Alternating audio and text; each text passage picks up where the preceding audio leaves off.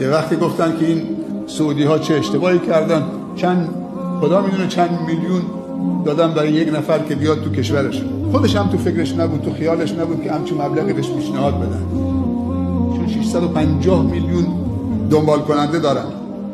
اگر بخوایم از نظر بیزنسی هم محاسبه کنیم، یعنی وقتی با مبلغ بالا ایشونو پیشنهاد دادن و آوردنشون تو کشورشون، یعنی 650 میلیون نفر 700 میلیون آوردن تو کشورشون، همه طرفداراش دنبالشن دیگه.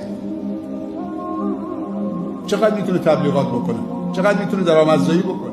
ولی بسم الله ماشاءالله الان داریم میشنویم ازش، تمرین داریم میکنه و چقدر شیرین میگه، سبحان الله.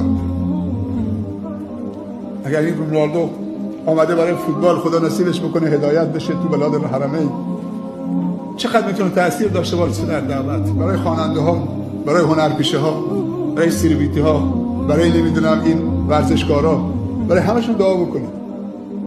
تو چقدر باید هنر داشته باشی تا 100,000، نمیگم 100,000، تا 1000 نفر دعوت جلوی جمع بکنید. یه خواننده 100,000 جلوی جمع شده، همه سر و کله دارن میشکنن.